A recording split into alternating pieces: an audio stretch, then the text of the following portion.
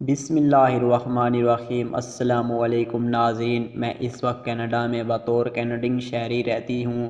مجھے کینیڈا میں رہتے ہوئے 13 سال ہو گئے ہیں۔ ان 13 سالوں میں شاید ہی کبھی کوئی دکھ دیکھا ہو، مگر آج سے 15 سال پہلے میری زندگی میں کچھ حادثات درپیش آئے تھے جن کی مجرم میں خود کو سمجھتی ہوں، مگر اس کی سزا میری فیملی کو ملی۔ پاکستان سے میرا تعلق ضلع جہلم کے ایک چھوٹے سے گاؤں سے ہے، مگر میرے والد صاحب کا لاہور میں امپورٹ اینڈ ایکسپورٹ کا کاروبار ہے، اسی لیے ہم لاہور کے ایک پوش ایریا میں رہائش پذیر تھے۔ تقریباً لاہور کے ہر مشہور ترین جگہ میں ہمارا بنگلہ تھا۔ میرے والد صاحب اور والدہ صاحب انتہائی نیک اور پرہیزگار انسان تھے۔ ہم صرف 2 بہن بھائی تھے۔ گھر میں لاڈلا ہونے کی وجہ سے ہمیں مذہبی اور دینیاوی تعلیم اور کاموں میں غفلت پر ڈانٹ یا سزا ضرور ملتی تھی۔ مجھے نہیں لگتا کہ ہمارے والدین نے ہماری تربیت میں کوئی کمی چھوڑی تھی۔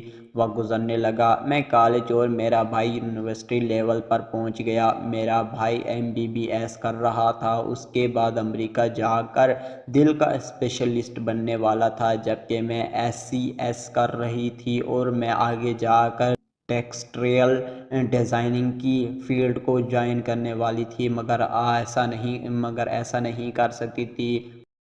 کچھ ہوا یوں کہ کالج کی تعلیم کے دوران مجھے ایک لڑکے جس کا نام جاسم تھا اس سے محبت ہو گئی۔ بقول جاسم کے، جاسم سٹیل مل میں ایڈمن کی پوسٹ پر کام کر رہا تھا اور جلد ہی اپنا ایک چھوٹا سا پلانٹ لگانے کی خواہش رکھتا تھا۔ جاسم کی باتوں نے مجھ پر ایسا جادو کیا کہ میں تمام حدوں بھولنے لگی، پتہ نہیں کیسے، مگر نہ مجھے میرے والدین کی عزت کا خیال تھا اور نہ ہی میری مذہب اور شریعت میرے پاس رہا۔ میں نے جاسم سے ناجائز جسمانی تعلق قائم کر لیا۔ جاسم ملا کر ملتا تھا اور اپنی ہوس مٹا لیتا تھا۔ نیٹ کیفے کا مالک جاسم کا دوست تھا اور اس نے نیٹ کیفے میں CCTV کیمرہ لگا رکھے تھے۔ اس کیمرے میں میرا ہر عمل محفوظ ہوتا جا رہا تھا، جو کہ مجھے معلوم نہ تھا، مگر معلوم ہوتا بھی تو شاید میں یہ کر گزرتی، کیونکہ جب میں اللہ کے حکم کو نظر انداز کر چکی تھی، جب شریعت بھول چکی تھی، جو والدین کی عزت مٹی میں ملا چکی تھی، جب اپنی مرضی سے اپنی عزت کا جنازہ نکال چکی تھی، تو پھر شاید وہ کسی CCTV کیمرہ بھی مجھے اس عمل سے باز کر رکھ سکتے۔ جاسم اور میرا تعلق تقریباً 1 سال رہا۔ 1 سال بعد اس نے ویڈیوز کے نام پر مجھے بلیک کر کے پیسے مانگنا شروع کر دیے۔ پہلے جب بات سینکڑوں میں ہزاروں تک رہی تو میں جاسم کو دیتی رہی، مگر جاسم کی ڈیمانڈ بڑھ کر لاکھوں میں پہنچ گئی تو میں نے انکار کر دیا۔ جاسم نے اپنے دوست سے کہا کہ میری گندی ویڈیو میرے بھائی کو دکھا دی۔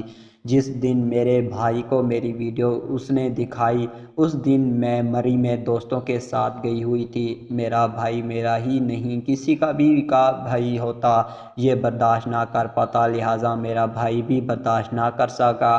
اس نے جاسم کو بہت ڈھونڈا، جاسم نہ ملا۔ میں واپس آئی تو دوسرے دن میرے بھائی نے میرے اس فعل سے شرمندہ ہو کر خودکشی کر لی۔ جیسے ہی میں مری سے واپس پہنچی تو مجھے میرے بھائی کی موت کی خبر ہوئی۔ یوں میں اپنے اکلوتے بھائی کا آخری بار منہ نہ بھی دیکھ سکا۔ میں نے بھائی کو منہ دکھانے کے قابل ہی نہیں چھوڑا تھا۔ خیر، بھائی کی موت کے بعد حالات ابھی نارمل نہ ہوئے تھے کہ آج اس نے پھر مجھے بلیک میل کرنا شروع کر دیا تھا اور مجھے بتایا کہ اس نے میرے بھائی کو میری ویڈیو دکھائی تھی، جس کی وجہ سے میرے بھائی نے خودکشی کر لی تھی۔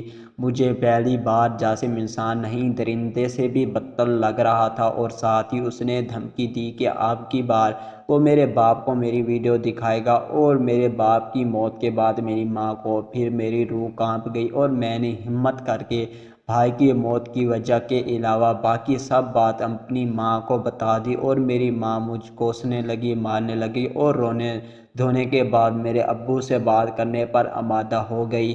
جس رات میری ماں نے میرے والد صاحب کو میرے کارنامے بتائے، اس کے بعد مرتے دم تک میرے والد صاحب نے مجھ سے بولنا کیا مجھے اگنور کرنا شروع کر دیا تھا، جیسے میں ان کے لیے مر چکی ہوں، اور کیفے والے لڑکے کو کیس کروا کر گرفتار کروا دیا۔ پھر جاسم کا پتہ لگا گیا اور انہوں نے ساری جو میرے سوا اور بہت سی لڑکیوں کی ویڈیوز تھی ان کو ڈیلیٹ کروایا دیا، اور ان کو اچھی طرح پولیس سے نصیحت کروائی، میری پڑھائی چھوڑوا میرے والد صاحب نے میرا نکاح اپنے ایک دوست کے بیٹے سے کروا دیا اور اپنے دوست کو میری مرضی سے آگاہ کر دیا۔ میرے والد صاحب نے نکاح پر بھی مجھ سے کوئی بات نہ کی، یہاں تک کہ رخصتی کے وقت میں نے اپنے باپ کے پاؤں پکڑنے چاہے تو انہوں نے مجھے جھٹک دیا۔ میری ماں نے مجھے سینے سے لگایا۔ میرے شوہر کا نام زبیر ہے، یہ کینیڈا میں سیٹ ہے، میں نے ان کے ساتھ کینیڈا آ گئی ہوں۔